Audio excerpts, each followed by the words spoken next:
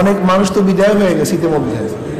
এই যে আমাদের এক ভাই এইমাত্র বললেন, আমাদের এক পীর ভাই গতকালকে তারাবির সময়, নামাজের সময় না, নামাজের মধ্যে মসজিদে, গতকালকে তারাবির নামাজে মসজিদে বসে আল্লাহ ডাকে সাড়া দিয়ে চলে গেছে গতকাল রাতে।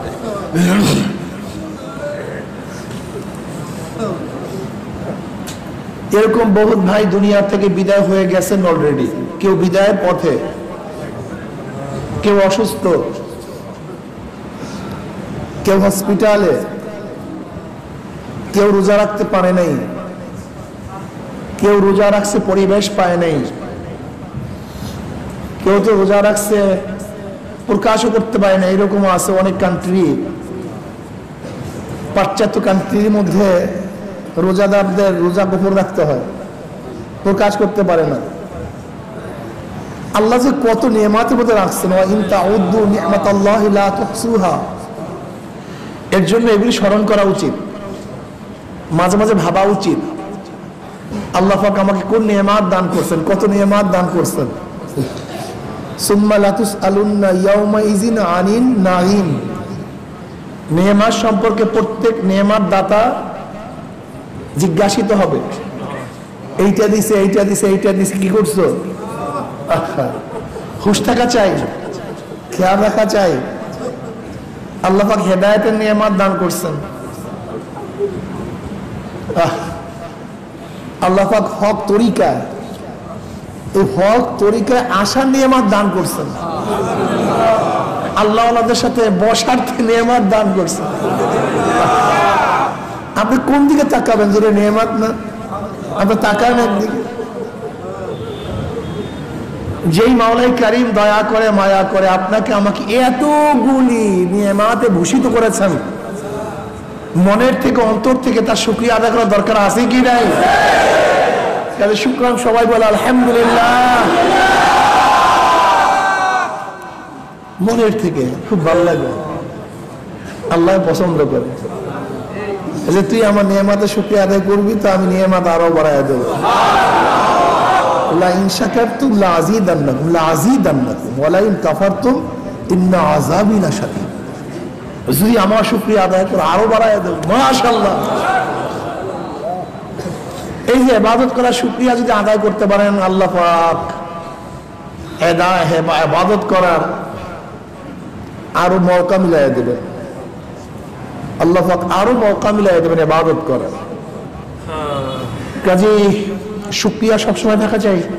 মনে আছে তো, জবানে থাকবে জিকির, মাথায় থাকবে ফিকির, কলবে থাকবে শুকর, অঙ্গ প্রত্যঙ্গে থাকবে সবর। মনে আছে?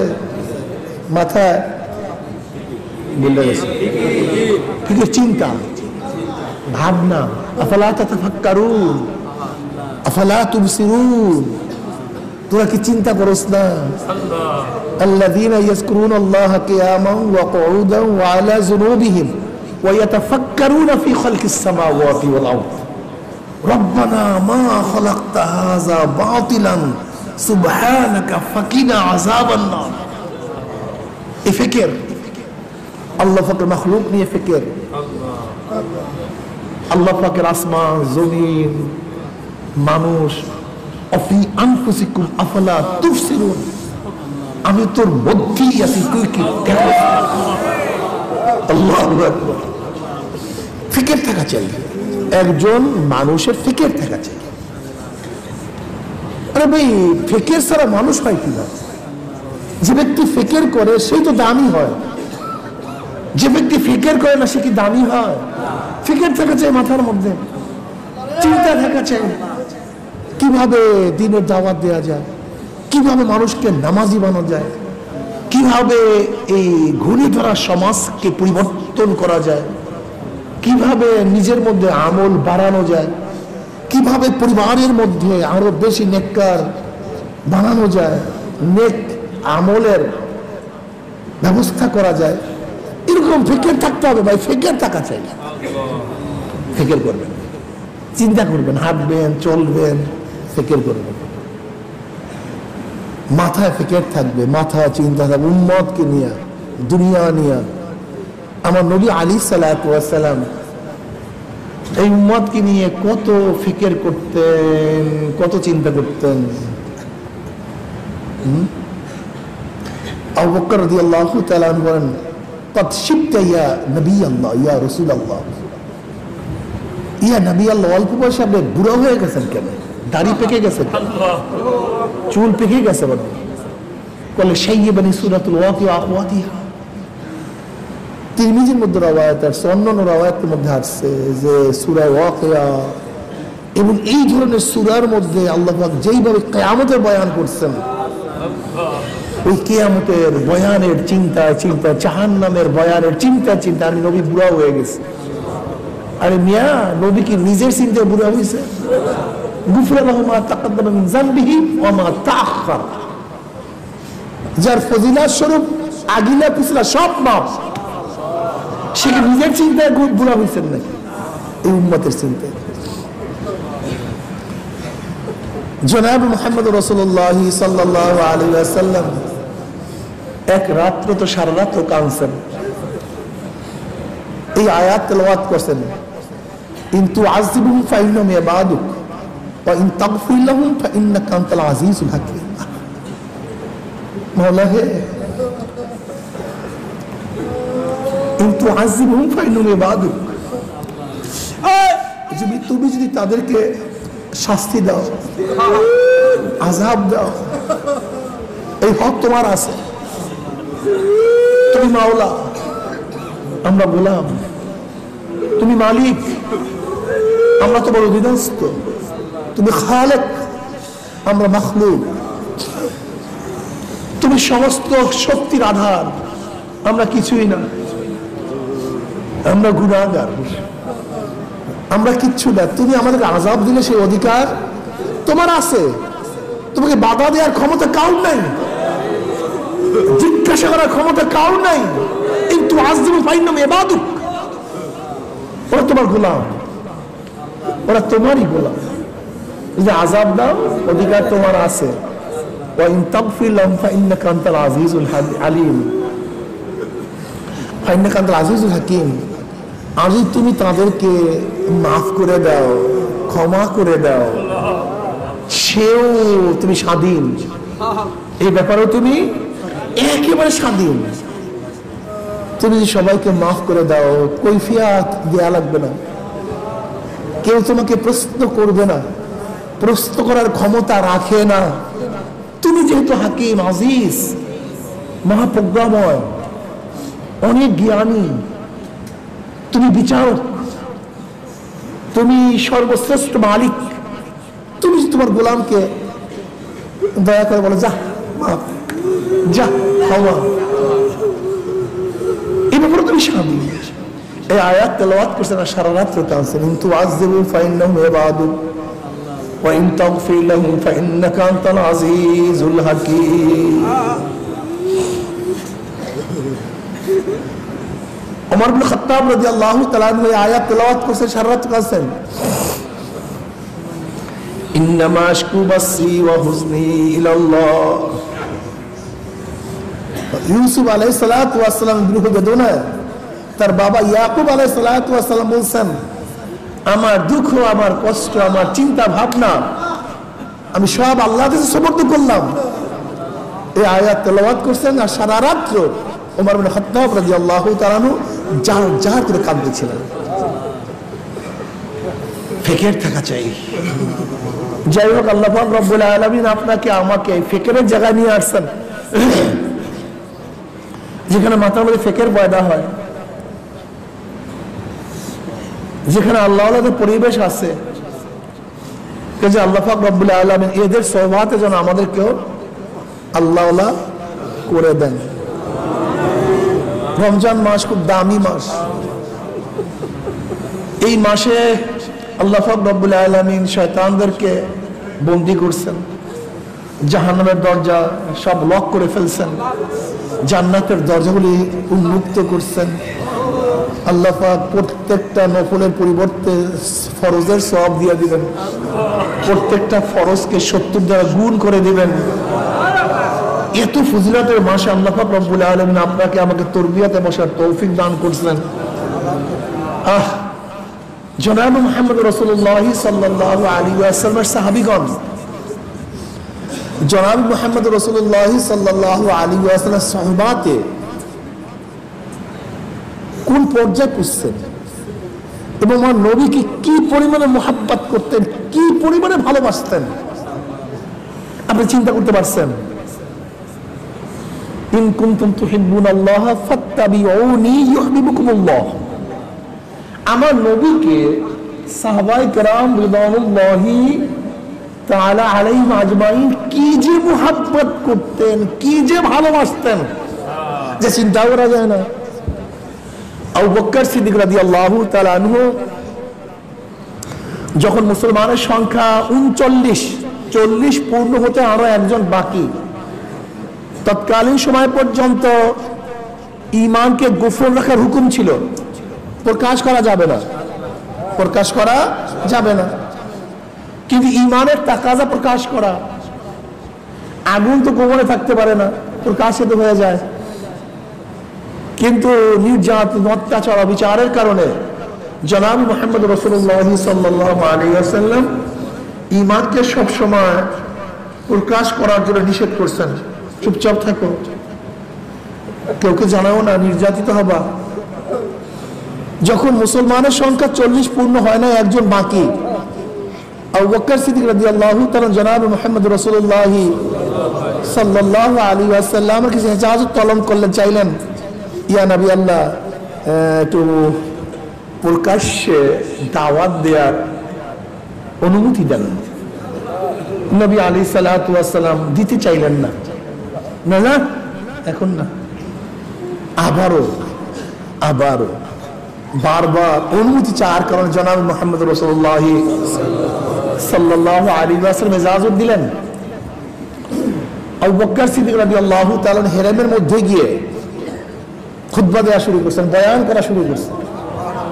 এই ইসলামী জগতে ফার্স্ট বয়ান, লোক সমাজে ইসলামী জগতে এই যে ফার্স্ট প্রথম বয়ান। জনাব মুহাম্মদ রাসূলুল্লাহ সাল্লাল্লাহু আলাইহি ওয়াসাল্লামের সবচেয়ে প্রিয় ভাজন, ওই যে বলছিলাম, পুরো বলা হয় নাই, যে নবী আলাইহিস সালাতু ওয়াস সালাম তিনটা জিনিসকে খুবই মুহাব্বত করতেন: নামাজ, সুগন্ধি এবং ইমরাতুস সালেহ, নেককার স্ত্রী।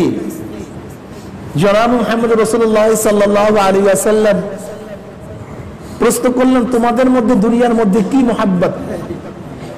আবু বকর সিদ্দিক রাদিয়াল্লাহু তাআলা দাঁড়ায় গেলেন, বলে, আমার কাছেও দুনিয়ার মধ্য থেকে তিনটা জিনিস খুবই প্রিয়। দুনিয়ার মধ্য থেকে আমার কাছেও তিনটা জিনিস সবচেয়ে বেশি কি প্রিয়। নাম্বার 1, গোটা দুনিয়ার মধ্যে সবচেয়ে আমার কাছে বেশি প্রিয় হলো আপনার চেহারার দিকে তাকায়া থাকা। আপনার চেহারার দিকে তাকায়া, এটা আমার কাছে সবচেয়ে বেশি প্রিয়। এই দুনিয়ার মধ্যে যাহা কিছু আছে, যত কিছু, এর মধ্যে সবচেয়ে বেশি প্রিয় আমি আপনার চেহারার দিকে সবসময় তাকায়া থাকি। আল্লাহ পাক রব্বুল আলামিন আবু বকরের অন্তরের দিকে তাকাইয়া আল্লাহ সেই ব্যবস্থা করিয়া দিয়েছেন। গারে সাওরের মধ্যে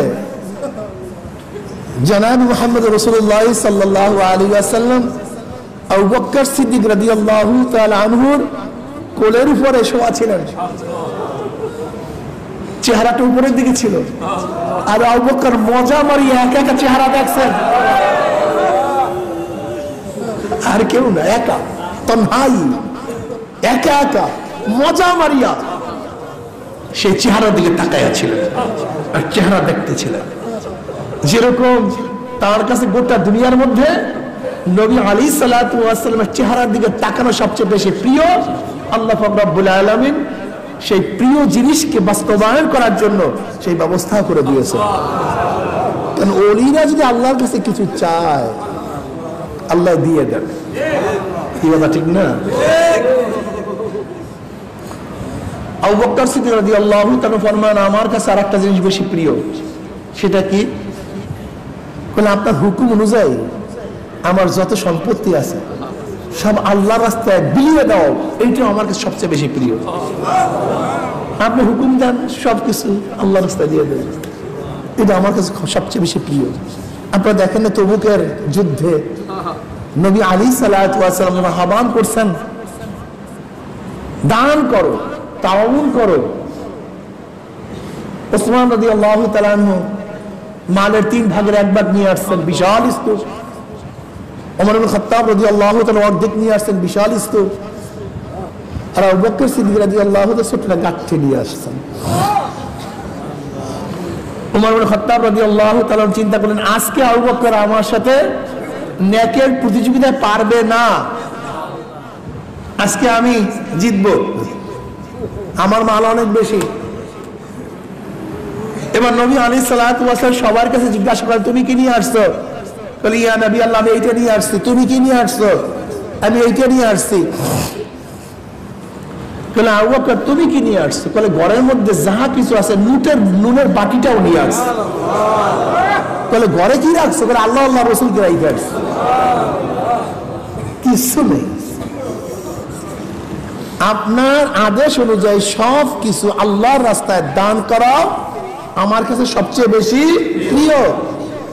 বলে, আর কি প্রিয়? বলে, আমার মেয়ে আপনার ঘরে থাকবে, আপনি আমার জামাই, আমি আপনার শ্বশুর। আমাকে আপনার শ্বশুর বলবে, আর আপনি আমার জামাই হবেন, এইটাও আমার কাছে সবচেয়ে বেশি প্রিয়। এই আবু বকর সিদ্দিক রাদিয়াল্লাহু তাআলা আনহু খুতবা দেয়া শুরু করলেন হেরেমের মধ্যে। কাফের বেঈমান মুশরিকরা ঝাঁপিয়ে পড়ছে। আবু বকরের মান ইজ্জতের দিকে তাকায় নাই। সে কোন ব্যক্তি? সম্মানিত আরবের মধ্যে। এইদিকেও তাকাবার সুযোগ ওই বেঈমানদের ছিল না। মারতে মারতে মারতে মারতে বেহুশ করে ফেলেছে। এর মধ্যে আবু বকর সিদ্দিক রাদিয়াল্লাহু তাআলা আনহু গোত্রের লোক আসছে, আসিয়া বলতেছে যে আবু বকর যদি মারাই যায় অবশ্যই আমরা এর দিয়াত আদায় করে ছাড়বো, এর কিসাস গ্রহণ করব। আবু বকরের পরিবর্তে যে তাকে মারছে আমরা তাকে হত্যা করব, এই ঘোষণা দিচ্ছে। আবু বকর সিদ্দিক রাদিয়াল্লাহু তাআলা আনহুকে সেবা সুস্থতা করার জন্য ঘরের মধ্যে নিয়ে গেছেন। ভাবছে দুনিয়াতে নাই, বেহুশ। সেবা সুস্থতা করতেছেন। এই ঘটনা দুপুরের দিকে। এরপরে সন্ধ্যা পর্যন্ত তিনি হুঁশে ফেরেন নেই। সন্ধ্যার পরে চক্ষু মেলছেন, প্রথম জবান খুলছেন। আর প্রথম জবান খোলার পরই তিনি কি বললেন? আমার নবী কেমন আছে, আমার নবী কেমন আছে। তার গোত্রের লোকজন খেপে গেছে, তার মাও ক্ষিপ্ত হয়ে গেছে, যার কারণে আজকে তোর এই অবস্থা। তুই হুঁশে আসার পরে প্রথমেই তার নাম, প্রথমেই লোকজন খেপে গেছে। তার মাও ততক্ষণ পর্যন্ত মুসলমান হয় নাই।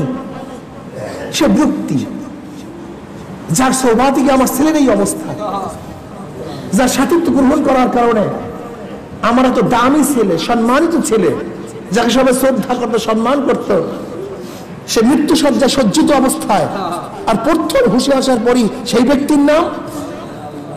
লোকজন ক্ষিপ্ত হয়ে গেছে। আবার এই আশ্বস্ত হয়েছে কমপক্ষে মারা যায়নি। গোত্রের লোকজন বলতেছে তার মাকে, কিছু খাওয়ার ব্যবস্থা করো, আমরা যাই, পানির ব্যবস্থা করো। তার মা তার জন্য খাবার নিয়ে আসছে, পানি নিয়ে আসছে। আবু বকর সিদ্দিক রাদিয়াল্লাহু তার কসম কাটলেন, আল্লাহর কসম, যতক্ষণ পর্যন্ত আমি আমার নবীর খবর না জানবো ততক্ষণ পর্যন্ত আমি এক ঢোক পানিও পান করবো না। আমরা তো মোহাম্মত করি, আমরা তো ভালোবাসি। আমিনু কামা আমানান নাস, আমিনু কামা আমানান নাস। আমিনু কামা আমানান নাস, ঈমান আনো যেভাবে লোকেরা ঈমান আনছে। এর নাম সাহাবী, এর নাম সাহাবী। তার মা উম্মুল খায়ের, সে বলছে কি মুহাম্মদ, কোথায় আমি পাবো তাকে? তুই আমার জ্বালার মধ্যে কেন ফালাইলি? মুহাম্মদকে পাবো কোথায়, কোথায় আছে? উম্মে জামিলের কাছে জিজ্ঞাসা করো। উম্মে জামিল ওমর ইবনে খাত্তাব রাদিয়াল্লাহু তাআলা আনহুর বোন, সে তৎসময় মুসলমান হয়ে গেছে অলরেডি। উম্মে জামিলের কাছে প্রশ্ন করো, সে কোথায় আছে, সে বলতে পারবে। আবু বকর সিদ্দিক রাদিয়াল্লাহু তাআলা আনহুর মা উম্মে খায়ের উম্মে জামিলের কাছে গিয়ে বলতেছে, ভাই কোন বিপদে আছি, দেখো তো বোন, আমার ছেলের এই অবস্থা, সে মৃত্যু শয্যায় সজ্জিত, মরবি কি বাঁচবে, আমরা সেই টেনশনে আছি, কিছু খাওয়াবো। খুশি আসার পরেই সে বলতেছে যে মোহাম্মদ আমার নবী কেমন আছে, বলো তো কোথায় নবী, কে মোহাম্মদ, আমি তাকে কিভাবে চিনি, আমি কোথায় পাবো তাকে? না আমি কি জানি। তৎকালীন সময় ঈমানকে গোপন রাখা জরুরি ছিল, যেহেতু সে তখনও মুশরিক, ঈমান আনে নাই। নবী আলাইহিস সালাতু ওয়াস সালাম সন্ধান দেয়া ঠিক হবে না। আমি কি জানি কোথাকার কে নবী, কে মোহাম্মদ, তুমি আমাকে বিরক্ত করতেছো কেন? তবে হ্যাঁ, তোমার ছেলের যে অবস্থা শুনলাম, আমি তোমার ছেলের অবস্থান গিয়ে দেখি, খারাপ লাগতেছে, একজন বেচারাকে মারধর করছে, তার কাছে গেছে। যাওয়ার পরই ওমর ইবনে খাত্তাব রাদিয়াল্লাহু তাআলা আনহুর বোন উম্মে জামিল আবু বকর সিদ্দিক রাদিয়াল্লাহু তাআলা আনহুর কাছে যাওয়ার পরে আবু বকর সিদ্দিক রাদিয়াল্লাহু তাআলা বলতেছেন, নবী আলাইহিস সালাতু ওয়াস সালাম কোথায় আছেন, কেমন আছেন? চুপ, তোমার মা শুনে ফেলবে, তোমার মা শুনে ফেলবে, সে কাছে চুপ, কোনো অসুবিধা নেই, সে আমার মা। যদিও ঈমান আনে না, কিন্তু গাদ্দার না। যদিও ঈমান আনে না, সে কি না, গাদ্দার না, সে প্রকাশ করবে না, ক্ষতি করবে না। তুমি বলতে পারো নবী কেমন আছে, আলহামদুলিল্লাহ, আল্লাহ নবী ভালো আছেন, আর কামের ঘরের মধ্যে আছেন, কোনো অসুবিধা নাই। আবু বকর সিদ্দিক রাদিয়াল্লাহু তাআলা আনহু বলেন, আমাকে তার কাছে নিয়ে যাও, আমাকে তার কাছে নিয়ে যাও। রাত একটু গভীর, মানুষের চলাচল বন্ধ যখন হয়েছে, তার মা এবং উম্মে জামিল কাঁধের মধ্যে ধরে ধরে আস্তে আস্তে হাসপাইতে হাসপাইতে, পাও টানতে টানতে টানতে টানতে জনাব মুহাম্মদ রাসূলুল্লাহ সাল্লাল্লাহু আলাইহি ওয়াসাল্লামের দিকে রওনা করছেন। জনাব মুহাম্মদ রাসূলুল্লাহ সাল্লাল্লাহু আলাইহি ওয়াসাল্লামের দরজার কাছে যখন গেছেন, নক করছেন। ঘটনা সবাই জানছে, কিন্তু কিছু করার ছিল না। জনাব মুহাম্মদ রাসূলুল্লাহ সাল্লাল্লাহু আলাইহি ওয়াসাল্লাম দরজা খুলে আবু বকরের এই অবস্থা দেখলেন, চেহারা বিকৃত হয়ে রক্ত, তিনি জড়াইয়া ধরছেন। আবু বকর রাদিয়াল্লাহু আনহু বলেন, ইয়া নবী আল্লাহ, আপনি কেমন আছেন? আবু বকর, আমি ভালো আছি, তোমার অবস্থা কি?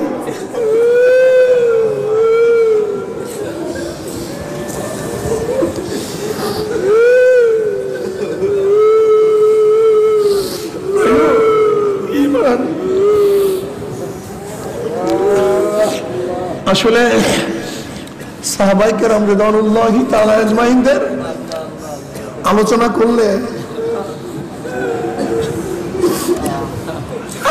একটু ঈমান যদি মজবুত হয়, আসলে তো আমাদের কিছুই নেই। তাদের জিন্দেগি কত সুন্দর জিন্দেগি, আসলে তারাও তো মানুষ, আমরাও তো মানুষ, একই তো মানুষ। তারাও যে জান্নাতের আশা এত কিছু করছে, আমাদের সামনে তো সেই জান্নাত। তারা যে জাহান্নামের ভয়ে এত কিছু করছে, আমাদের সামনে তো সেই একই জাহান্নাম। তারা যে কিয়ামতের ময়দানে দাঁড়াবার ভয়ে এত কিছু করছে, সেই কিয়ামত আমাদের সামনেও আছে। কি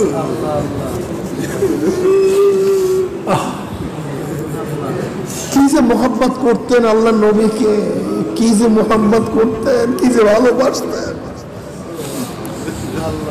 এক বুজুর্গ একদিন মনে মনে চিন্তা করতেছে, আরে যদি এই যুগে আমরা না হয়ে নবীর যুগে হইতাম তো সাহাবি হইতাম, সাহাবিদের মর্যাদা পাইতাম। হয়েছে এই যুগে সাহাবির মর্যাদা পাইলাম না। ওই ব্যক্তি রাত্রি ঘুমাইয়া গেছে, হঠাৎ স্বপ্নে দেখতেছে একটা গাড়ি আসতেছে, গাড়ির মধ্য থেকে আওয়াজ আসতেছে, এই গাড়ির মধ্যে জনাব মুহাম্মদ রাসূলুল্লাহ সাল্লাল্লাহু আলাইহি ওয়াসাল্লাম। গাড়ির ব্রেক ফেল, গাড়ির ব্রেক ফেল, কিভাবে নবীকে বাঁচাবা সেই চেষ্টা করো। এখন ওই বুজুর্গ চিন্তা করতেছে কি করি, তা আমি যদি পড়ি তাহলে তো গাড়িও থামবে না, সে চিন্তা করতেছে। কিন্তু দেখে সাহাবায়ে কেরাম রিদওয়ানুল্লাহি তাআলা আলাইহিম আজমাইনদের জামাত সেই নবীর গাড়ির রোগকে, স্পিডকে কমাবার জন্য ধাম ধাম গাড়ির নিচে পড়িয়া যাইতেছে, একের পর এক পড়িয়া যাইতেছে, একের পর এক পড়িয়া যাইতেছে, একের পর এক পড়িয়া যাইতেছে। কারোর মাথার মধ্যে টেনশন নাই যে আমি পড়লে গাড়ি থামবে কি থামবে না, আমি মারবো কি বাঁচবো, এই টেনশন কারোর মধ্যে নাই।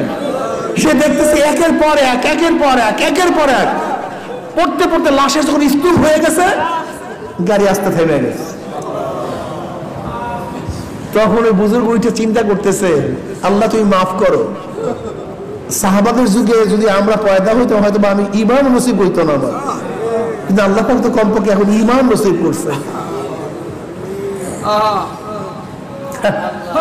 এদেরকে আল্লাহ পাক রব বলে নিজে নির্বাচন করছেন। মুহাম্মাদুর রাসূলুল্লাহ والذين معه أشداء على الكفار رحماء بينهم تراهم ركعا سجدا يبتغون فضلا من الله ورضوانا سيماهم في وجوههم من أثر السجود مثلهم في التوراة ومثلهم في الإنجيل كزرع أخرج شطأه فآزره فاستغلظ فاستوى على سوقه يعجب الزراء ليغيظ بهم الكفار। আল্লাহ পাক রব্বুল আলামিন সাহাবায়ে কেরাম রিদওয়ানুল্লাহি তাআলা আজমাইনদের সিফাত বয়ান করেন কোরআনের মধ্যে। মুহাম্মাদুর রাসূলুল্লাহ ওয়াল্লাযীনা মাহু, মুহাম্মদ এবং তার সাথীরা, তার সঙ্গীরা, তাদের তবিয়ত কি, চরিত্র কি, আখলাক কি, সিফাত কি, গুণ কি। আশিদ্দাউ আলাল কুফার, কাফের বেঈমান মুশরিকদের বিরুদ্ধে খুবই কঠোর, খুবই কঠিন, খুবই মারাত্মক। কাদের বিরুদ্ধে? কাফের বেঈমান মুশরিকদের বিরুদ্ধে খুবই কঠিন, খুবই মারাত্মক। বুনিয়ানুম মারসুস, মনে হয় যে সীসা গলা প্রাচীরের ন্যায়, এই পাহাড়কে ভেদ করার ক্ষমতা দুনিয়ার কেউ রাখে না, এত মারাত্মক মজবুত কাফেরদের বিরুদ্ধে। এই লোকগুলির অবস্থা কি? রুহামাউ বাইনাহুম, যখন আপুসের মধ্যে মিলিত হয় এর চেয়ে নরম, এর চেয়ে দুর্বল, এর চেয়ে ভালো, এর চেয়ে সুন্দর চরিত্র আখলাকের কোন লোক দুনিয়াতে হতে পারে না। রুহামাউ বাইনাহুম, নিজেদের মধ্যে খুবই নরম। ওয়ায়ুসিরুনা আলা আনফুসিহিম ওয়ালাউ কানা বিহিম খাসাসা, সাহাবায়ে কেরাম রিদওয়ানুল্লাহি তাআলা আজমাইনদের অবস্থা কেমন? এক যুদ্ধের ময়দানে যুদ্ধ চলতেছিল, হঠাৎ এক ব্যক্তি আওয়াজ করছে পানি। রাবি বলেন তার চাচাতো ভাই তার কাছে দৌড়ে পানি নিয়ে গেছে, পানি পান করবে, পানি পান করবে। হঠাৎ আর এক জায়গা থেকে আওয়াজ আসছে পানি। ওই ব্যক্তি পানি পান করবে, যখনই দ্বিতীয় আওয়াজ পাইলেন বলছে আমার বেশি পানি প্রয়োজন না, আমার ভাইয়ের বেশি পানির প্রয়োজন, তার কাছে পানি নিয়ে যাও। দ্বিতীয় ব্যক্তির কাছে পানি নিয়ে গেছে, দ্বিতীয় ব্যক্তি পানি পান করবে, মুখের কাছে নিছে, হঠাৎ তৃতীয় আর এক জায়গা থেকে আওয়াজ আসছে পানি। দ্বিতীয় ব্যক্তি বলছে না, আমার বেশি পানির প্রয়োজন না, আমার ভাইয়ের বেশি পানির প্রয়োজন, তোমরা তার কাছে পানি নিয়ে যাও। তৃতীয় ব্যক্তির কাছে পানি নিয়ে গেছে, গিয়া দেখে সে দুনিয়া থেকে বিদায় হয়ে গেছে, শহীদ হয়ে গেছে। নাই, দৌড়ে আসছে দ্বিতীয় ব্যক্তির কাছে, আসিয়া দেখে সেও দুনিয়াতে নাই। আসছে প্রথম ব্যক্তির কাছে, দেখে সেও দুনিয়াতে নাই। কি ভাবছেন কি বলেন তো? বললাম তো খুব সহজ, শুনলেন খুব সহজ, কি দেখেন তো বাস্তবতাটা কি? হ্যাঁ, অনেক কঠিন। আল্লাহ পাক কি বলেন, ওয়ায়ুসিরুনা আলা আনফুসিহিম ওয়ালাউ কানা বিহিম খাসাসা। ইসার বুঝেন তো, প্রাধান্য দেয়া। তাদের ধ্বংসের মুহূর্তেও নিজের চেয়ে অপরকে প্রাধান্য দেয়। সুবহানাল্লাহ। রুহামাউ বাইনাহুম তারাহুম রুকআন সুজদান ইয়াফতাগুনা ফাদলাম মিনাল্লাহি ওয়া রিদওয়ানা। আপনি দেখবেন তাদেরকে রুকু অবস্থায়, সিজদা অবস্থায়, কিয়াম অবস্থায়। কেন? একমাত্র আল্লাহ পাকের সন্তুষ্টির জন্য। কিসের জন্য? অন্য কোন উদ্দেশ্য না, বুজুর্গের জন্য না, হাদিয়া পাওয়ার জন্য নয়, তাদের ইবাদত দুনিয়ার কামার উদ্দেশ্য নয়, একমাত্র, জোরে বলেন, তারা রুকআন সুজদান ইয়াবতাগুনা ফাদলাম মিনাল্লাহি ওয়া রিদওয়ানা। তারা আল্লাহ পাকের ফজল এবং সন্তুষ্টি অর্জনের উদ্দেশ্যে আল্লাহর সামনে দাঁড়ায়, রুকু করে, সিজদা করে। সীমাহুম ফি উজুহিহিম মিন আসারিস সুজুদ। তাদের চেহারার উপরে সিজদার চিহ্ন ঝলকাইতেছে। মাসালুন ফিত তাওরাত ওয়া মাসালুন ফিল ইনজিল। মাসালুন ফিত তাওরাত, তাওরাতের মধ্যে সাহাবাদের এইভাবে বর্ণনা দেয়া, উদাহরণ দেয়া। জনাব মুহাম্মদ রাসূলুল্লাহ সাল্লাল্লাহু আলাইহি ওয়াসাল্লামের সাহাবাগণের চরিত্র, তাবিয়াত, আখলাক কি হবে, এটা তাওরাতের মধ্যে এইভাবে উল্লেখ করা আছে। মাসালুন ফিল ইনজিল, এবং ইনজিলের মধ্যে তাদের আখলাক, চরিত্রের কথা কি করা আছে, বর্ণনা করা আছে। সেটা কি? তাদের ইনজিলের মধ্যে বর্ণনা, কাযারউন আখরাজা শাতআহু ফাআযারাহু ফাস্তাগলাযা ফাস্তাওয়া আলা সুকি ইউযিবু যুররা লিয়ুগীযা বিহিমুল কুফফার। এখানে খুব মজার কথা আছে। তার একটা চারা গাছ, কাযারউন আখরাজা শাতআহু, যে চারা গাছ তার থেকে অঙ্কুর বের করে, শাতআহু ফাআযারাহু ফাস্তাগলাযা ফাস্তাওয়া আলা সুকি, এবার সে শক্তিশালী হয় এবং সেই শক্তিশালী শাকের উপরে সে দাঁড়িয়ে যায়, প্রশস্ত হয়, ফল হয়, মূল হয়, শাখা হয়, প্রশাখা হয়। ইউযিবু যুররা, চাষিকে খুব আশ্চর্য করে দেয়, সুখী করে দেয়, খুশি করে দেয় যে আমার কষ্ট কি হয়েছে, সফল হয়েছে। আমি সুন্দর একটা গাছ রোপণ করছি, আজকে গাছের অবস্থা এরকম, যেটা ছিল ছোট চারা গাছ, ভাবতো যে ফুৎকার দিলে ভেঙে যাবে, দুর্বল, একটু ফু দিলে ভেঙে যাবে, কিন্তু না, সে আস্তে আস্তে কি হয়েছে, বহুত কষ্ট সাধনার পরে, অনেক পরিচর্যা করার পরে আজকে সে কি হয়েছে, শাক হয়েছে, মোটা হয়েছে, তাজা হয়েছে, শক্তিশালী হয়েছে। ইউযিবু যুররা। কিন্তু লিয়ুগীযা বিহিমুল কুফফার, এইটা কাফেরদের জন্য খুবই অন্তর্জ্বালা। কাফেরদের জন্য এই সাহাবাদের উন্নতি, সাহাবাদেরকে দেখিয়া অন্তর্জ্বালা কাদের মধ্যে, কাদের মধ্যে? কাজী সাহাবাদেরকে যারা মুজাম্মাত বয়ান করে, সাহাবাদেরকে যারা ঘৃণা করে, সাহাবাদেরকে যারা সহ্য করতে পারে না, আল্লাহ পাক রব্বুল আলামিন তাদেরকে ডাইরেক্ট বেঈমান বলছেন, কাফের বলছেন। লিয়ুগীযা বিহিমুল কুফফার, ডাইরেক্ট, এখানে কোনো ব্যাখ্যা বিশ্লেষণ কোনো প্রয়োজন নেই। সাহাবাদেরকে দেখে অন্তর্জ্বালা কাদের মধ্যে, অন্তর করে কাদের মধ্যে? তা মুসলমানদের মধ্যে, মুসলমান রূপী তাদের মধ্যেও যদি সাহাবাদের দেখার পরে তাদের চরিত্র নিয়ে, তাদের ব্যাপার নিয়ে একটু অন্তরের মধ্যে জ্বালা সৃষ্টি হয়, ঘৃণা সৃষ্টি হয়, ও মুমিন হতে পারে না, ও বেঈমান হতে পারে।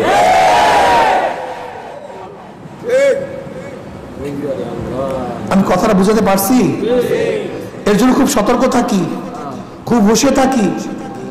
আমাদের মধ্যে একদল বের হয়েছে যারা সাহাবায়ে কেরাম রিদওয়ানুল্লাহি তাআলা আলাইহিমদের মুজাম্মাত বলা করেন, লিয়াগিজা বিহিমুল কুফফার ওয়াদাল্লাহুল্লাযীনা আমানু ওয়া আমিলুস সালিহাতি মিনহুম মাগফিরাতুন ওয়া আজরুন আযীম। আল্লাহ পাক ডাইরেক্ট ওয়াদা করছেন যারা ঈমান আনবে এবং নেক আমল করবে, আল্লাহ পাক রব্বুল আলামিন তাদেরকে ক্ষমা প্রদর্শন করবেন এবং বিশাল উজরাত দান করবেন। সুবহানাল্লাহ। এর জন্য খবরদার, সাহাবা বিদ্বেষী যারা, তাদের লিয়াগিজা বিহিমুল কুফফার, এটা ডাইরেক্ট আল্লাহ পাক তাদেরকে বেঈমান বলছে। আল্লাহ আমাদের সবাইকে মাফ করে দেন। লিয়াগিজা গায়জুনের এক অর্থ হলো রাগ হওয়া, অন্তরের মধ্যে জ্বালা সৃষ্টি হওয়া, ব্যথিত হওয়া। কথা বুঝতে পারিনি? তা লিয়াগিজা বিহিমুল কুফফার, সাহাবা কিরাম রিদওয়ানুল্লাহি আজমাইনদের এই অবস্থান দেখে জ্বালা সৃষ্টি হয় কাদের অন্তরের মধ্যে? বেঈমানদের। তা তুমি কি? তুমি সাহাবাদের মুজাম্মাত বয়ান করো কেন? সাহাবাদেরকে ঘৃণা করো কেন? সাহাবাদের বিভিন্ন বিষয়ে তুমি আলোচনা করো কেন?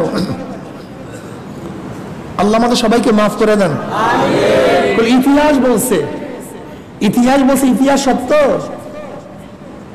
দেখেন, খুব ভালো মতো বুঝেন, এতটুকু মাথায় বুঝে আসবে না কেন?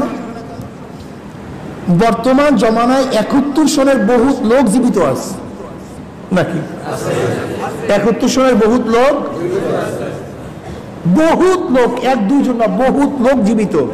10 বছর আগে আরো, কথা বলেন না কেন? 15 বছর আগে, 20 বছর আগে, 30 বছর আগে। অথচ দেখেন 71 সন ইতিহাস যারা লিখছে, যত ইতিহাস আছে সমস্ত ইতিহাস কি এক? কথা বলেন তো। 71 সনের হাজারো হাজারো লোক জীবিত, অথচ লক্ষ লক্ষ লোক জীবিত, অথচ মাত্র কয়েক বছর আগের ঘটনা। 71 তো আজকে 2024, কত সন? 23 বছর, 53 বছর। এই 53 বছরে যারা জীবিত, তার মধ্যে ইতিহাস এত বিকৃত হয়েছে, এত বিকৃত হয়েছে যা চিন্তা করা যায় না। অথচ সবাই সচেতন। যারা শেখ সাহেবের পক্ষে ইতিহাস রচনা করছে, তারা শেখ সাহেবকে খোদার আসনে বসায় দিচ্ছে।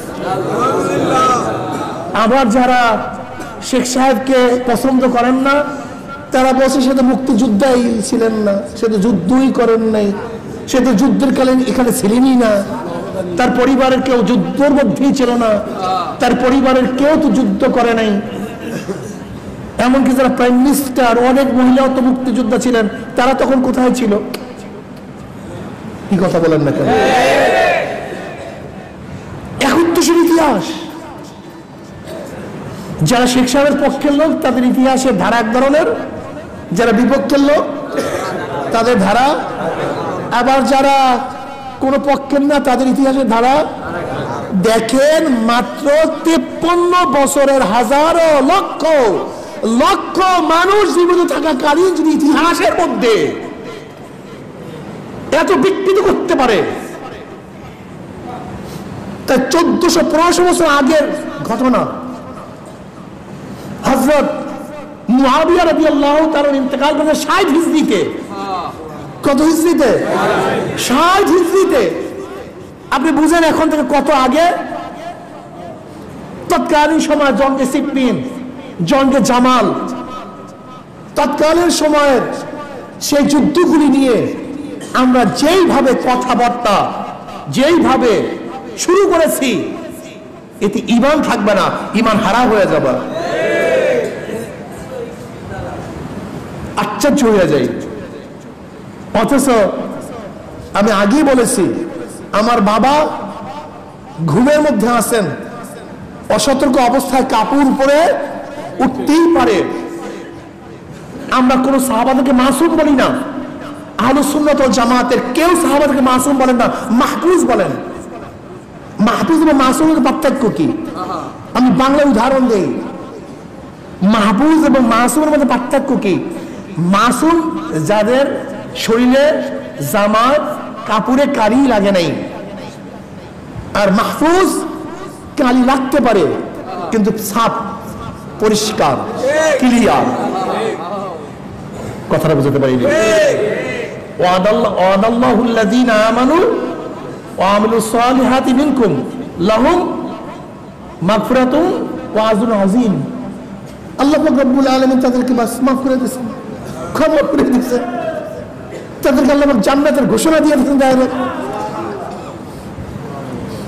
সোজা হিসাব কিতাব, মাহফুজ, হেফাজতকৃত। পানিতে পড়ছে, উঠায় ফেলাইছে, মাহফুজ, হেফাজত হয়ে গেছে। বাহিরে গেছে, হেফাজত হয়ে গেছে। হতে পারে সাহাবায়ে কেরাম রিদওয়ানুল্লাহি তাআলা আজমাইনদের থেকে কিছু প্রকাশিত হতে পারে, হয়ে গেছে মানুষ, কিন্তু আল্লাহ পাক কি করছেন? দিয়ে ফেলাইছেন। তোমার সমস্যা কি? রাদিয়াল্লাহু আনহু ওয়া রাদু আন। السابقون الأولون من المهاجرين والأنصار والذين اتبعوهم بإحسان رضي الله عنهم ورضوا عنه। الله أكبر। আল্লাহ পাক রব্বুল আলামিন তাদের উপর রাজি, তারা আল্লাহর উপর রাজি। তোমার সমস্যা কি? কাপড় উঠে গেছে, উঠতে পারে ঘুমের ঘরে, এখন যে সুপুত্র তার দায়িত্বটা কি? নাকি সবাইকে ডাকায় গোটা দুনিয়ার মানুষ দেখো আমার আব্বুর কাপড় উঠিয়ে গেছে, আমার আব্বুর কাপড় উঠিয়ে গেছে, কি ঠিক আছে না ভাই? কেন কাপড় উঠে গেছে মিয়া? কি করা উচিত এখন? কিভাবে ঢাকা? এমন ভাবে ঢাকা যেন আব্বু টের না পায়। যদি ঢাকার সময় আব্বু দেখেন তাহলে সে লজ্জা পাবে, লজ্জিত হবে। যদি আব্বুর কাপড় উঠার ব্যাপারে কেউ জেনে ফেলে, তাকে এমন ভাবে ব্যাখ্যা দেওয়া যে ভাই ঘুমের ঘরে মানুষ অচেতন হতেই পারে, তুমি এইদিকে বাড়াবাড়ি করতেছো কেন? এটা সুপুত্রের কাজ। আর কুপুত্র অবৈধ পুত্রের কাজ হলো এই দেখা যাও আমার আব্বুর এই অবস্থা, এই দেখা যাও আমার আব্বুর এই অবস্থা। এটা কুপুত্রের কাজ। ঠিক সাহাবায়ে কেরাম রিদওয়ানুল্লাহি তাআলা আলাইহিম আজমাইনদের থেকে যদি কিছু প্রকাশিত হয়েই থাকে, গোপন রাখা। আর যে বেঈমানরা বাড়াবাড়ি করতে চায়, যুক্তিসঙ্গত ভাবে সেইটাকে সমাধান করা। ভাই এইটাই কারণ, এইটাই কারণ, এইটাই কারণ, তুমি বাড়াবাড়ি করতেছো কেন? সুন্দর ব্যাখ্যা দেয়া। এইটা আহলুস সুন্নাত ওয়াল জামাতের আকীদা। আমাকে বলেন তো, হযরত আবু হানিফা রাহমাতুল্লাহ আলাইহির জন্ম কোন হিজরিতে? 80 হিজরিতে। ইন্তেকাল কত হিজরিতে? 150 হিজরিতে। ইমাম বুখারীর জন্ম 194 হিজরিতে। ইমাম মালিক রাহমাতুল্লাহ জন্ম 94 হিজরিতে। ইমাম শাফিঈর জন্ম 150 হিজরিতে। আচ্ছা আমার বলেন তো, খুব ভালো মতো বলেন তো, বহুত হাদিসের কিতাব লেখেন নাই উলামায়ে কেরাম? লিখছেন কি লেখেন নাই? তাফসীরের কিতাব লেখেন নাই? আচ্ছা কোন মুহাদ্দিসিন কেরাম, কোন মুহাদ্দিস, কোন মুফাসসির সাহাবায়ে কেরাম রিদওয়ানুল্লাহি তাআলা আজমাইনদের বদনামের বাব লেখছেন, এরকম কোন কিতাব আছে আপনাদের কাছে? হ্যাঁ, সবাই লিখছেন কি? ফাজাইলে সাহাবা, মানাকিবে সাহাবা, সাহাবাদের ফজিলত, সাহাবাদের সম্মান, তাদের মর্যাদা সম্পর্কে কিতাব লিখছেন, বাব আনছেন। কিন্তু সাহাবাদের দুর্নাম সম্পর্কে, গালি সম্পর্কে, বদনাম সম্পর্কে কোন হাদিসের কিতাবে, কোন ফিকহের কিতাবে, কোন মুফাসসিরে কেরাম তাদের তাফসীরের মধ্যে এরকম কোন কিতাব আপনার কাছে আছে? হ্যাঁ, একটা আছে, শেখ মওদুদী সাহেবের গবেষণার মধ্যে পাওয়া যায়। আমি এই 2 দিন পর্যন্ত খেলাফত ও মুলুকিয়াত এর জবাবে তকি উসমানী সাহেব দাজুল আলী যে কিতাব লিখছেন হযরত মুআবিয়া और तारीख हकायक, हज़रत मुआविया और तारीख हकायक, এটার বাংলা করছে মিসবাহ সাহেব দামাত বরকাতুহু আলিয়া, ইতিহাসের কাঠগড়ায় হযরত মুআবিয়া রাদিয়াল্লাহু তাআলা। এটা প্রত্যেকের পড়া উচিত।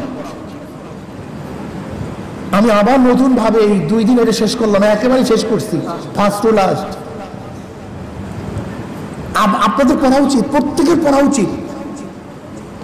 হাজারো প্রশ্নের জবাব চলে আসবে, হাজারো প্রশ্নের জবাব চলে আসবে। তুমি কি দেখো না কত মাদ্রাসায় কত ঘটনা ঘটে? এই যে পটিয়া মাদ্রাসা এখন সমস্যা চলতেছে, একদল আরেকদলকে যেইভাবে প্রত্যেকে হক মনে করে, এখন কেনা হক কেনা বাঁধে, তুমি বুঝবা কিভাবে আমাকে বলো তো? আমাদের নিজেদের মধ্যে দেখা যায় অনেক সময় হককে প্রতিষ্ঠিত করার জন্য আমি মনে করি এটা হক, আরেকজন এটা হক, শুরু হয়ে যায়। এটা বাড়তে পারে। এখন তুমি বুঝবা কোনটা হক কোনটা বাতিল। ছেড়ে দাও, সেই যুগের কথা তাদের কাছে রাখো, সেই যুগের কথা তাদের কাছে। তুমি কিভাবে নাজাত পাবা তুমি সেই চিন্তা করো, তুমি কিভাবে মুক্তি পাবা সেই চিন্তা করো। দেখো খুব ভালো মতো বুঝবা, সাহাবায়ে কেরাম রিদওয়ানুল্লাহি তাআলা আলাইহিম আজমাইন তো বাদ দাও, ফিরআউনকে যদি গালি না দিই 24 ঘন্টা, তা আমার কি কি গুনাহ আছে? কোন আবু জাহেলকে 24 ঘন্টা গালি না দেয়, তা আমার কি গুনাহ আছে আমাকে বলেন? কোন গুনাহ আছে 24 ঘন্টা গালি না দিলে? কাফের জানা পর্যন্ত শেষ। হিসাবটা বুঝাতে পারি না। ঘৃণা করা দরকার, ঘৃণা পর্যন্ত শেষ। কিন্তু গালি না দিলে তো গুনাহ নাই। কিন্তু একজন মুমিন, একজন মুসলমান, সে ফাসিক, যদি তার ব্যাপারে ভালো ধারণা রাখি, এটা তো খুব ভালো কথা, এটা নেকের কথা। কিন্তু খারাপ ধারণা রাখলে যদি সে খারাপ না হয়, তাহলে তো অবস্থা খুবই খারাপ। আর খারাপ হলেও এরপরও খারাপ। কথাটা বুঝতে পারি না। একজন মুমিনে ফাসিক, একজন মুমিনে ফাসিক, আপনি তার উপরে যদি ভালো ধারণা রাখেন, গুনাহ হবে না সওয়াব হবে। আপনি যদি মনে করেন আল্লাহ তাকে মাফ করে দেব, ক্ষমা করে দেব, তার শুভাকাঙ্ক্ষী হন, তার কল্যাণকামী হন, এইটাই তো আপনার জন্য জরুরি ছিল। আপনি তাকে গালি না দেওয়ার কোনো কি নাই, আপনি তার উপর খারাপ ধারণা রাখলে কোনো গুনাহ। কিন্তু যদি আপনি বদ ধারণা রাখেন, গালি দেন, এটা গুনাহ হবে, জায়েজ নেই। এরপর আসেন সাহাবায়ে কেরাম আজমাইন, এটা তো আরো মারাত্মক। এটা ঈমানের চিহ্ন, এটা কোরআনের ওয়াসাইল, হাদিসের ওয়াসিতা। এদের মাধ্যমে কোরআন আপনার কাছে আসছে, এদের মাধ্যমে হাদিস আপনার কাছে আসছে, এদের মাধ্যমে কলেমা আপনার কাছে আসছে, এদের মাধ্যমে নামাজ আপনার কাছে আসছে, এদের মাধ্যমে রোজা আপনার কাছে আসছে, এদের মাধ্যমে আল্লাহকে আপনি চিনছেন। সেই ওয়াসিতার উপরে যদি আপনি খারাপ ধারণা রাখেন, তা আপনার অবস্থাটা কি হবে বলেন তো? খেলাফত ও মুলকিয়াতের মধ্যে হযরত মুআবিয়া রাদিয়াল্লাহু তাআলা আনহুকে যেইভাবে কটূক্তি করা হয়েছে আপনি চিন্তা করতে পারবেন না, এবং সম্পূর্ণ বানাওয়াট ইতিহাস থেকে। আমি ওই সমস্ত পন্থী ভাইদেরকে বলবো, রাগারাগি করিয়েন না, খিসাখিসি করিয়েন না। আপনি খেলাফত ও মুলকিয়াত তো পড়ছেন, আপনি ইতিহাসের কাঠগড়ায় হযরত মুআবিয়া রাদিয়াল্লাহু তাআলা এই বইটাও পড়েন, এই কিতাবটা পড়ুন, এটা পড়ুন, বাংলা তরজমা হয়েছে, দেখবেন আপনার জেন ঘুরিয়ে যাবে, আপনার জেন পরিবর্তন হয়ে যাবে। গালি দিয়েন না, ঘৃণা করিয়েন না। আল্লাহ আল্লাহ লা তাত্তাযু গরাদাম মিন বাদি ফামান আহাব্বাহুম ফাবিহুব্বি আহাব্বাহুম ওমান আবগাযাহুম ফাবিবুগযি আবগাযাহুম। আল্লাহ আল্লাহ ফি আসহাবি লা তাত্তাযু গরাদাম মিন বাদি। আল্লাহকে ভয় করো, আল্লাহকে ভয় করো আমার সাহাবীদের ব্যাপারে। লা তাত্তাযু গরাদাম মিন বাদি, আমার পরে তাদেরকে সমালোচনা পাত্র বানায়ও না, ঘৃণার পাত্র বানায়ও না, কুদৃষ্টি তাকায়ও না। লা তাত্তাযু গরাদাম মিন বাদি, যারা আমার সাহাবীদেরকে মহব্বত করবে তারা আমার কারণে তাদেরকে মহব্বত করলো, আর যারা তাদেরকে ঘৃণা করবে আমার কারণেই তাদেরকে ঘৃণা করবে। আচ্ছা, আমার প্রশ্ন হলো এই, হযরত মুআবিয়া রাদিয়াল্লাহু তাআলা আনহুকে আল্লাহ পাক মাফ করিয়ে দেন, তোমার সমস্যা কি বলো? তোমার সমস্যা কি? মুগিরা ইবনে শুবা রাদিয়াল্লাহু তাআলার ব্যাপারে এত আপত্তি করা এক কথা হচ্ছে, মুগিরা ইবনে শুবা কে? আল্লাহু আকবার। আপনারা জানেন যে জনাব মুহাম্মদ রাসূলুল্লাহ সাল্লাল্লাহু আলাইহি ওয়াসাল্লাম তিনি উমরা করার জন্য রওনা করলেন 6ষ্ঠ হিজরিতে। উমরা করার জন্য রওনা করছেন 6ষ্ঠ হিজরিতে। যুলহুলাইফা থেকে জনাব মুহাম্মদ রাসূলুল্লাহ সাল্লাল্লাহু আলাইহি ওয়াসাল্লাম একজনকে পাঠিয়ে দিলেন যে দাও মক্কাবাসীদের অবস্থা কি, আমার কাছে রিপোর্ট পেশ করো। তিনি রিপোর্ট পেশ করলেন, তারা যুদ্ধের জন্য প্রস্তুত, আপনাকে মক্কা ঢুকতে দিবে না, তওয়াফ করতে দিবে না। জনাব মুহাম্মদ রাসূলুল্লাহ সাল্লাল্লাহু আলাইহি ওয়াসাল্লাম সবাইকে নিয়ে মশওয়ারা করলেন কি করা যায়, কি করতে পারি। সমস্ত মক্কাবাসী তাদেরকে আহ্বান করছে যে মুহাম্মদকে এবং তার দলবলকে আমরা ঢুকতে দিব না। মশওয়ারায় বসছে। একদল প্রশ্ন করতে বলতেছে, ইয়া নবী আল্লাহ, যারা ঘর বাড়ি ছেড়ে কাফেরদের সাথে আমাদের বিরুদ্ধে যুদ্ধ করার জন্য অংশগ্রহণ করছে, আমরা তাদের ঘরের উপর আক্রমণ করব, তাহলে তারা ঘরে ফিরে আসবে, মক্কা খালি হবে, আমরা তওয়াফ করতে পারবো। আবু বকর সিদ্দিক রাদিয়াল্লাহু আনহু, ইয়া নবী আল্লাহ, আমরা তো যুদ্ধ করার জন্য বের হইনি, আমরা ঘরের থেকে যুদ্ধ করার জন্য বের হইনি, আমরা আসছি তওয়াফ করার জন্য, হজ করার জন্য, উমরা করার জন্য। কাজে যেখানে বাধা দিবে, যদি বাধা দেয় তাহলে আমরা তাদেরকে আক্রমণ করব, আর যদি বাধা না দেয় অহেতুক আমাদের থেকে আমরা আক্রমণ করব না। নবী আলাইহিস সালাতু ওয়াস সালাম এই মশওয়ারা কি কবুল করলেন? তো ঠিক আছে, তোমার মশওয়ারা ঠিক আছে। জনাব মুহাম্মদ রাসূলুল্লাহ সাল্লাল্লাহু আলাইহি ওয়াসাল্লাম রওনা করলেন। হুদাইবিয়া নামক জায়গায় গিয়ে যখন অবস্থান করছেন, তখন জনাব মুহাম্মদ রাসূলুল্লাহ সাল্লাল্লাহু আলাইহি ওয়াসাল্লাম উটটি বসে গেছে। উটটি কি বসে গেছে, উট ওঠে না। বুদাইল কাফেরদের তরফ থেকে একদল লোক নিয়ে আসছে, আসিয়া বলতেছে যে আপনাকে মক্কা ঢুকতে দেওয়া হবে না। জনাব মুহাম্মদ রাসূলুল্লাহ সাল্লাল্লাহু আলাইহি ওয়াসাল্লাম বলেন, আমি তো যুদ্ধ করার জন্য আসিনি, তওয়াফ করার জন্য আসছি, উমরা করার জন্য আসছি, আমাকে কেন ঢুকতে দেবেন না? কারণ আপনাকে ঢুকতে দেওয়া হবে না, কাফেররা সবকবদ্ধ, আপনাকে ঢুকতে দেওয়া হবে না। জনাব মুহাম্মদ রাসূলুল্লাহ সাল্লাল্লাহু আলাইহি ওয়াসাল্লাম অনেক কিছু বলার পরেও তারা মানল না। এর মধ্যে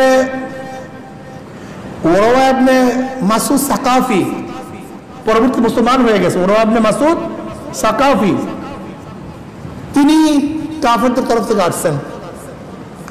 আসিয়া জনাব মুহাম্মদ রাসূলুল্লাহ সাল্লাল্লাহু আলাইহি ওয়াসাল্লামের কাছে বসছেন। আসিয়া বলতেছে, মুহাম্মদ সাল্লাল্লাহু আলাইহি ওয়াসাল্লাম, তুমি কি গোটা আরবদেরকে ধ্বংস করতে পারবা? তুমি কি কোনোদিন শুনছো কোনো জাতিকে পুরো ধ্বংস করে ফেলছে? তুমি কি তাদেরকে ধ্বংস করতে পারবা? তুমি তাদেরকে ধ্বংস করতে পারবা না। আর যদি তোমার উপরে তারা বিজয় হয়, যদি তারা তোমাদের বিজয় হয়, তাহলে তোমার আশেপাশে আমি কিছু নির্বোধ, অসহায়, গরিব, এরকম একেবারে নিজ বংশের লোক ছাড়া তোমার আশেপাশে কোনো লোক, ভদ্রবিশিষ্ট লোক দেখছি না। যুদ্ধ শুরু হলে তারা তোমাকে ছেড়ে চলে যাবে। বুঝতে পারেন? আবু বকর সিদ্দিক রাদিয়াল্লাহু তাআলার কাছে তিনি বলছেন, হে বেঈমান, চুপ কর, তুই গিয়ে তোর লাতের লজ্জাস্থান চাট দিয়ে যা, যা। আমরা কি জনাব মুহাম্মদ রাসূলুল্লাহ সাল্লাল্লাহু আলাইহি ওয়াসাল্লামের কে রেখে আমরা বিদায় হয়ে যাব? আমাদের এক ফোঁটা রক্ত থাকা সত্ত্বেও আমরা নবী আলাইহিস সালাতু ওয়াস ছেড়ে কোনোদিন যাব না। এবার ওরা বলতেছেন, ইনি কে? বলে আবু বকর। বলে তার একটা ঋণ অবদান আমার উপরে আছে, যা আমি পরিশোধ করতে পারি নাই, কাজে আমি তার এই প্রশ্নের জবাবে কোনো জবাব দেব না, এই প্রশ্নের কোনো জবাব আমি দেব না। এরপরে ওরা কথা বলা শুরু করছে। রুয়া কথা বলা শুরু করছে। আরব্য স্বভাব অনুযায়ী রুয়া কথা বলে, আর মাঝে মাঝে নবীর দাড়ির উপর হাত দেয়, এরকম হাত দিয়ে কথা বলে না, এরকম দাড়ির মধ্যে স্পর্শ করতেছে, দাড়ির মধ্যে স্পর্শ করে আর হাত দেওয়ার কথা বলতেছে। একজনে শিরস্থান পরা, পুরা হেলমেট পরা, যুদ্ধের অস্ত্র বের করে অস্ত্র মাথা দিয়ে খোঁচা মারছে, হাত সরা, নবীর দাড়ির মধ্যে হাত দিয়ে হাত সরা। এবার নবী আলাইহিস সালাতু ওয়াস সালাম প্রশ্ন, এ কে? বলে মুগিরা ইবনে শুবা। কোন রে গাদ্দার, তোর গাদ্দারির ভাই এখন আমি টানতেছি, তোর গাদ্দারির প্রতিদান এখন আমি দিচ্ছি, আর তুই আমার সাথে ব্যবহার করতেছ। মুগিরা ইবনে শুবা ওরওয়ার ভাই ছেলে, অর্থাৎ ওরা হলো তার চাচা, আর মুগিরা ইবনে শুবা হলো তার ভাই ছেলে। জাহিলি যুগে কয়েকজন হত্যা করছে এই মুগিরা ইবনে শুবা, ওরা তো যুদ্ধবাজ, যোদ্ধা। আর আরবের মধ্যে যুদ্ধের সময় হত্যা করাটা কোনো ব্যাপারের মধ্যেই ছিল না, কয়েকজন হত্যা করছে। তার বংশের লোক হত্যা করার কারণে ওরওয়াকে সে দিয়াত দিতে আছে, তো বিশাল এক বোঝা তার উপরে চাপানো। কার কারণে? এই মুগিরার কারণে।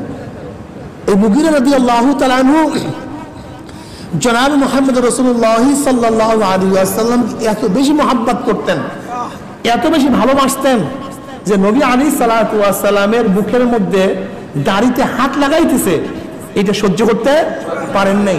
অথচ তার কে? চাচা, যে তার বিশাল অবদান রাখতেছে, তার হত্যার দিয়াত পরিশোধ করতেছে, কিন্তু নবী আলাইহিস সালাতু ওয়াস সালামের দাড়ির মধ্যে হাত দেবে এই বেয়াদবি সহ্য করতে পারে নাই। এত মহব্বত করতেন নবী আলাইহিস সালাতু ওয়াস সালামকে। ওরওয়া কথা বলতেছে, সবাই অবস্থান দেখতেছে, সবাই অবস্থান কি চারুদিকে রক্ষা করতেছে। এবার ওরওয়া মক্কায় গিয়ে বলতেছে, হে কাফেররা শোনো, হে মুশরিকরা শোনো, হে আলে আরবরা শোনো, আমি হাফসায় গেছি, রোমে গেছি, পারস্য দরবারে গেছি, গোটা দুনিয়ার বড় বড় রাজ দরবারে আমি গেছি, আমি ঘুরছি, কিন্তু মুহাম্মাদের অনুসারীর মতো এত সুন্দর, এত ভালো, এত মহাব্বতী, এত আনুগত্যশীল অনুসারী আমি দুনিয়ায় কাউকে দেখি নেই। বলে দেখো মুহাম্মদ সাল্লাল্লাহু আলাইহি ওয়াসাল্লাম যখন থুক ফেলতেন, থুক ফেলার আগে তার সাথীরা, তার অনুচররা তার থেকে হাত পাতত, যে কে সেই থুক হাতের মধ্যে নিবে এবং শরীরের মধ্যে মেখে ফেলবে। তিনি উজু করতেন, উজুর অবশিষ্ট পানি ফালাবার আগে তার সহচররা আগের থেকে নিয়ে কেউ শরীরে মাখতেন, কেউ মুখে মাখতেন। যদি কেউ ভাগে না পাইতো তাহলে যার গায়ে সেই পানি লাগছে সেই গায়ের মধ্যে স্পর্শ করে তারা তাদের মুখের মধ্যে লাগাইতেন। আমি এমন ব্যক্তি দেখছি যে আমি কাউকে দেখি নাই যে তার সহযোগীরা, সহচররা, তার সাথীরা আদবের কারণে তার দিকে চেহারা উন্মোচন করে না, অর্ধ নয়নে তার দিকে তাকায়, উঁচা আওয়াজে কথা বলে না, আদবের সাথে বসে, এমনকি তার চুল দাড়ি পড়লেও সেদিকে বরকত হিসেবে রেখে দেয়। মনে হয় যেন গোটা দুনিয়ার মধ্যে সবচেয়ে শ্রদ্ধা এবং মহব্বতের পাত্র তিনি, তার জন্য জীবন উৎসর্গ করতে এক সেকেন্ডের জন্য তারা দেরি করবে না।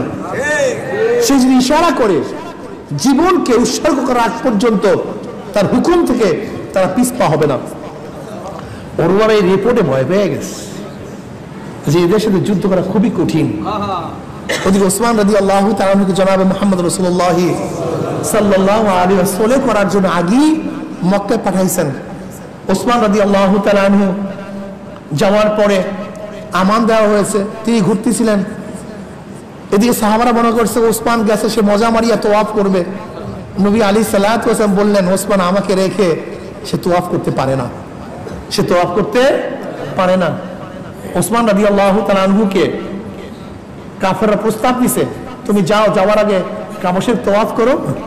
বলে আমার নবীকে বাধা দিছ আর আমি তোয়াফ করব? আমি তোয়াফ করব না।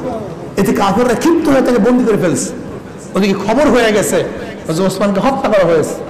জনাব মুহাম্মদ রাসূলুল্লাহ সাল্লাল্লাহু আলাইহি ওয়াসাল্লাম সমস্ত সাহাবাদেরকে ডাকলেন, হাত উপরে হাত রাখলেন, এক হাত ওসমানের জন্য খালি করলেন, যে ওসমানের হাত নবী আলাইহিস সালাতু ওয়াস সালাম বয়াত গ্রহণ করলেন, যতক্ষণ পর্যন্ত ওসমানের রক্তের প্রতিশোধ গ্রহণ না করব ততক্ষণ পর্যন্ত আমরা এখান থেকে যাব।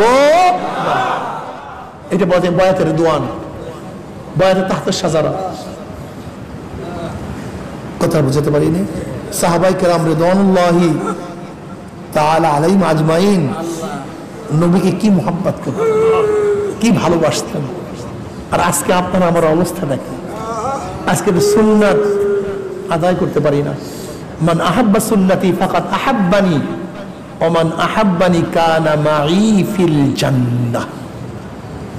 এই যে সুন্নাত অনুযায়ী চলি, নবী আলাইহিস সালাতু ওয়াস সালামকে মুহাব্বত করি, তাকে ভালোবাসি, তার ভালোবাসা আমাদেরকে পুসরাত পাড়ি দেওয়ার তৌফিক দিয়ে দিবেন। তার ভালোবাসা হাউজে কাউসারের পানির ব্যবস্থা করে দিবেন। তার ভালোবাসা মিজানের মধ্যে নেকের পাল্লা ওজন করার আল্লাহ পাক তৌফিক দিয়ে দিলেন। আল্লাহর কাছে দোয়া করি যেন আল্লাহ আমাদের সবাইকে নবীর মুহাব্বত দান করেন, নবীর ভালোবাসা দান করেন, তাকে ভালোবাসতে পারে। মুহাম্মদ নাম শুনলেই কেমন যেন মজা লাগে, অনেক ভালো লাগে। এমনকি নবী আলাইহিস সালাতু ওয়াস সালামের সন্তানদের কথা শুনলে কত মুহাব্বত,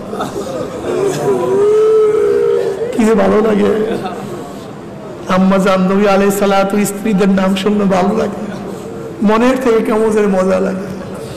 আম্মাদের কথা মনে পড়লে কত মজা লাগে। এইটাই মুমিনরা নবীকে কত মুহাব্বত করে।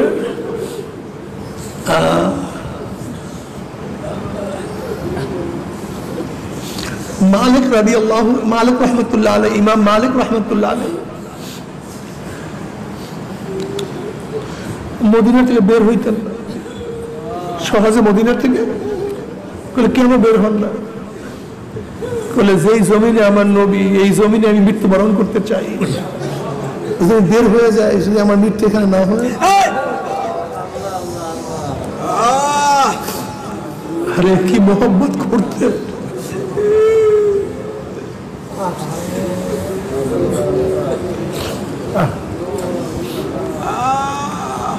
ইমাম আযম আবু হানিফা রাহমাতুল্লাহ আলাইহি মদিনার অলিতে করে প্রস্রাব করতে পারতেছিলেন না। প্রস্রাব করবো কিভাবে যদি আমার নবীর এখানে পাও লাগিয়ে থাকে?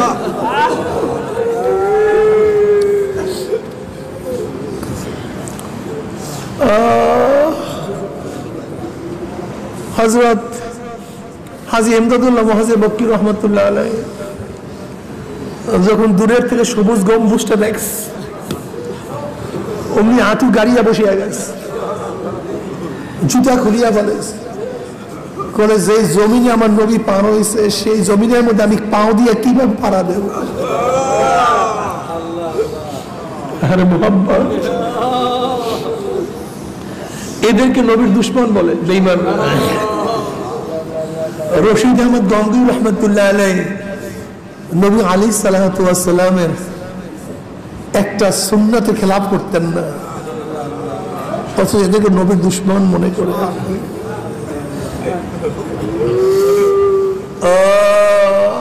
নবীকে মহব্বত করেন, যদি নবীকে মহব্বত করেন তাহলে আল্লাহর ভালোবাসা পাবেন। ইন কুনতুম তুহিব্বুনাল্লাহ ফাত্তাবিউনি ইউহিব্বুকুমুল্লাহ। যদি আল্লাহকে ভালোবাসতে চাও, আমার ইত্তেবা করো, আমার অনুসরণ করো, তাহলে আল্লাহকে ভালোবাসতে পারবা। আল্লাহ তোমার মহব্বত দান করো, তোমার নবীর মহব্বত দান করো, এবং যাদেরকে মহব্বত করলে তোমার মহব্বত পাওয়া যাবে তাদের মহব্বত দান করো। উহিব্বুস সালিহিনা ওয়া লাস্তু মিনহুম। আমি সালেহদেরকে মোহাব্বত করি, ভালোবাসি, অথচ আমি তো নেককার না। আমি নেককার না, আমি আল্লাহ ওয়ালা না, কিন্তু আমি আল্লাহ ওয়ালাকে কি করি? আল্লাহ ওয়ালা থেকে মোহাব্বত করে, আল্লাহ ওয়ালা থেকে ভালোবাসি। কেন? যেন আমিও তাদের ভালোবাসার কারণে আল্লাহ ইয়ারযুকনা সালাহা, যেন আল্লাহ রাব্বুল আলামিন নেককারদের ভালোবাসার কারণে আমাকে নেককার বানায়া দেয়। এর জন্য তাদেরকে মোহাব্বত করি। মোহাব্বত করেন আল্লাহ ওয়ালাদেরকে, মোহাব্বত করেন মুমিনদেরকে, মোহাব্বত করেন আল্লাহর ওলিদেরকে। এই আশা যেন আল্লাহ আমাকে ওলি বানায়া দেয়। আজকে রহমতের ষষ্ঠ দিন চলিয়া যাইতে আছে, মনে হয় রোজা শুরু হইল। এই রোজা আসবে,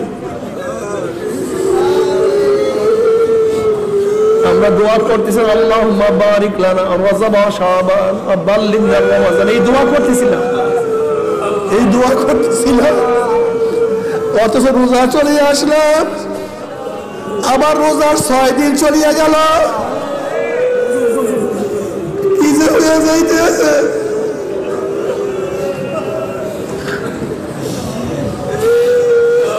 আল্লাহর কাছে দোয়া কর, মাওলা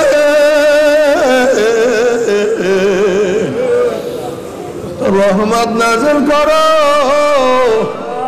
মারুম করিও আল্লাহ। আল্লাহুম্মা আমিন। আল্লাহ আল্লাহ আল্লাহ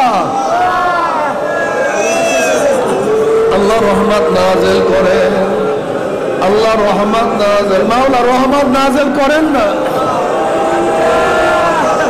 আল্লাহ গোটা দুনিয়াকে রহমতের দ্বারা ভরিয়া দেন, গোটা মাখলুকাতকে রহমতের দ্বারা ভরিয়া দেন আল্লাহ। গোটা মানুষদেরকে রহমতের দ্বারা ভরিয়া দেন, গোটা মুসলমান মুমিনকে রহমতের দ্বারা ভরিয়া দেন আল্লাহ। চিশতিয়া তরিকার সমস্ত মানুষদেরকে রহমতের দ্বারা ভরিয়া দেন, এই মাজলিসের সমস্ত মানুষকে রহমতের দ্বারা ভরিয়া দেন, যত মুমিন মুমিনা সবাইকে রহমতের দ্বারা ভরিয়া দেন। আমাদের আহলা আওলাদকে রহমতে পূর্ণ করিয়া ফেলান আল্লাহ।